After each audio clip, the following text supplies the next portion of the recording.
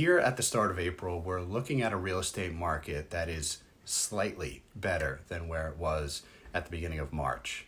Average 30-year rates were down just below 7%, but as of yesterday, the day that I'm filming this, April 1st, we're just above 7, right? And inventory has picked up slightly. I think that's in line with historical spring market trends.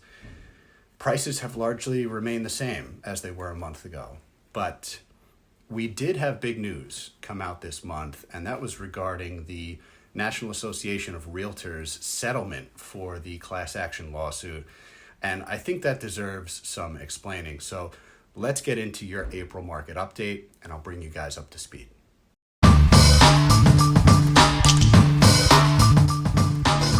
Real estate success without the BS. I'd like to give a warm welcome to spring and the spring housing market. It's historically the beginning of a seasonal uptick in inventory, and let's be honest, that is much needed. We're up about 4.7% from mid-February's bottom, and we will likely keep climbing straight through May or June. Now, I don't think it's going to be enough to give relief to buyers in this seller's market, but anything is better than where we were this past winter, which was historical lows in terms of inventory. So it is good news.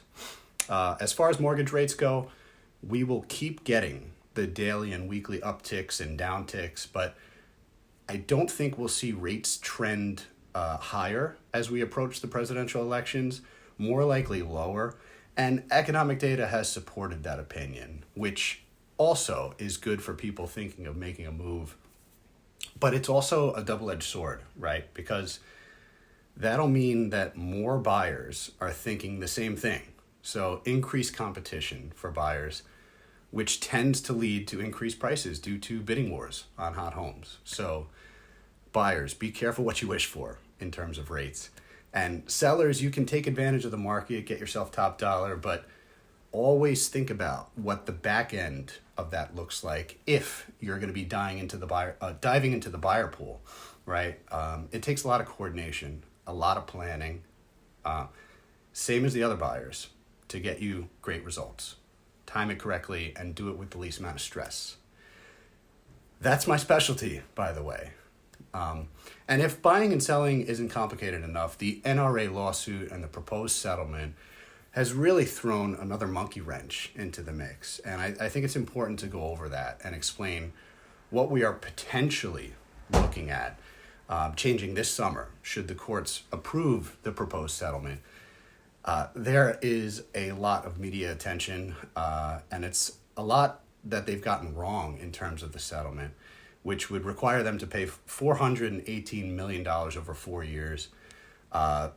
People have suggested that commissions were set at 6%, and even President Joe Biden in recent comments misspoke and suggested that the settlement makes commissions negotiable for the first time. And it's just ridiculous. I'm sure most of you know this is bullshit. The the NAR and real estate agents as a whole do not set commissions. Commissions are and were always negotiable long before this settlement, and they will remain entirely negotiable between agents and their clients, even after the courts approve, modify, or deny this settlement. So essentially, if these proposed settlements are agreed, two things are going to happen, right? Number one is when a seller's agent enters into a contract with a seller for the sale of their house, they will no longer be able to post an offered commission onto the MLS or any other public-facing website for buyer's agents. And this is really just an administrative and technical change to how we post listings now. Instead, the buyer's agent is going to have to reach out and communicate with the seller's agent to discuss any offers of compensation that will be given by the seller. And I think that opens the door to negotiating and consultation between the agents and their clients as to what they want and what they are willing to agree upon. And I think that's a good thing, especially if you have a strong negotiating agent. And the second proposed change is that the NAR agreed to create a new rule that is requiring all MLS participants working with buyers to enter into a written agreement with their buyers before they tour homes. And those written agreements will detail the services that they provide and the compensation that they will get for those services. And I think the thought process behind this is to help buyer clients understand exactly what services and value the buyer agent is providing and for how much, right? There has been a lot of assuming by the media and other talking heads, real estate professionals out there, as to how this will either positively or negatively affect the buying and selling process. But personally, I see this as an opportunity for the industry to really better explain and educate buyers and sellers on their options and let them decide what's right for them. And that's how I've always worked. So I'm really welcoming the changes, and I'm hoping it pushes other agents to do the right thing, right? Only time will tell if this revision will positively affect the way things have been done for over 20 years, and whether it was a good move. But it needs to protect both buyers and sellers.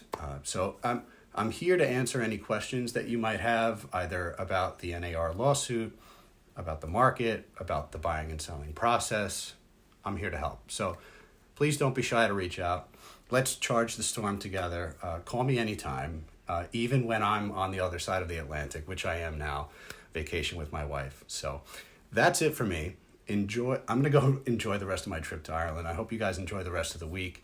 I'll see you guys in 2 weeks for the featured listings email. See you soon.